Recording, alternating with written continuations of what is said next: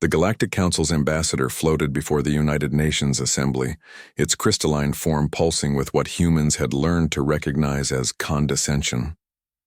Primitive Earth, it intoned through its translator. The Zarathi Empire approaches your system. They will arrive in 3 solar rotations. We offer you protection, for a price. Coraline Martinez, Earth's chief diplomatic officer, exchanged glances with her military advisor, Ferris Chen. Both struggled to suppress their amusement. The alien continued, oblivious to the subtle shift in the room's atmosphere. The Zarathi have conquered 17 systems. Their bioweapons have reduced entire civilizations to genetic soup. You have no defense against such technology. The ambassador's form brightened, clearly pleased with itself.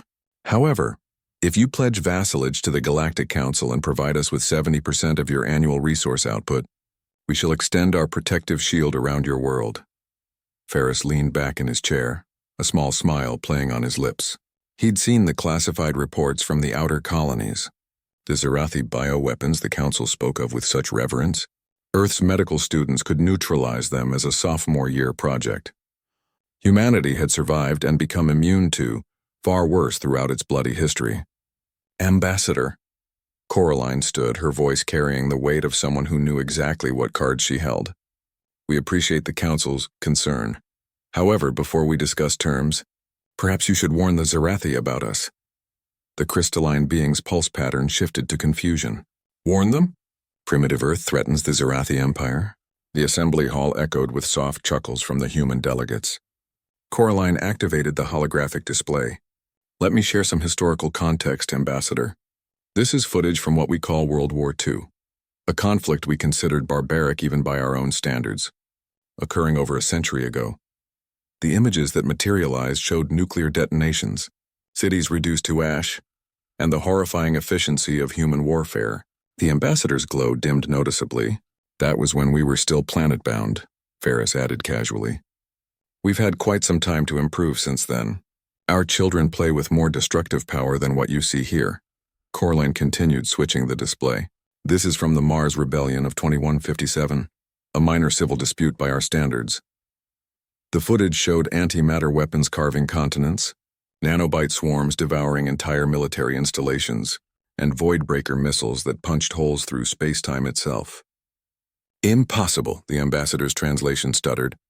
The Council's intelligence indicated you were a level 2 civilization at most. Oh, we are, Coraline smiled warmly. By choice. We found that advertising our capabilities tends to make the neighbors nervous. We prefer to be underestimated. It prevents unnecessary conflicts. Ferris pulled up another display. Our deep space monitoring stations have been tracking the Zarathi fleet for months. Their bioweapons are quaint. Our automated defense systems categorize them as a level 3 biological hazard. For context, the common cold is level 2. The ambassador's form began to flicker rapidly. What humans had learned was equivalent to nervous sweating. But your world shows no signs of advanced defense systems. No orbital weapon platforms, no shield generators. Visible ones, Coraline corrected. We learned long ago that the best defense is one your enemy doesn't see coming. Our moon, for instance, isn't actually a moon. It's the largest dreadnought ever constructed, disguised with a few billion tons of rock and dust. The human delegate's quiet laughter grew louder. Someone from the back called out, "Tell him about Australia." Ferris grinned. Australia is our military training continent. The wildlife there killed so many early settlers that we decided if recruits could survive a month in the outback with no weapons, they could handle anything space could throw at them. The Zarathi bioweapons wouldn't last a day against our cassowaries, let alone our enhanced soldiers. The ambassador's translator crackled. This cannot be. Why would you hide such power? Why live like primitives when you could rule the galaxy? Coraline's expression softened, becoming almost pitying. Because we learned from our mistakes, Ambassador. We nearly destroyed ourselves multiple times. We fought wars over skin color, invisible lines on maps, and whose imaginary friend was better.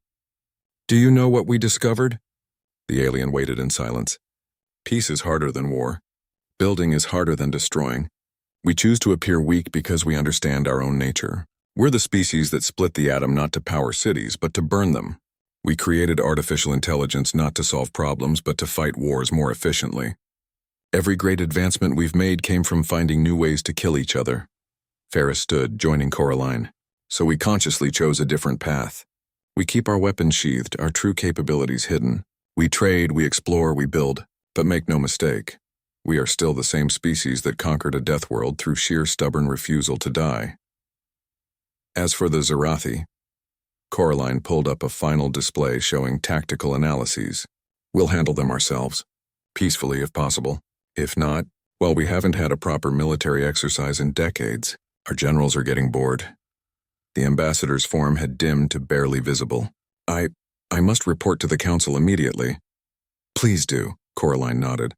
And, Ambassador, next time you want to threaten someone into accepting protection, perhaps you should first ask, what kind of species needs protection from something as trivial as bioweapons when they evolved on a planet where everything, the wildlife, the weather, the bacteria, even other humans, was trying to kill them?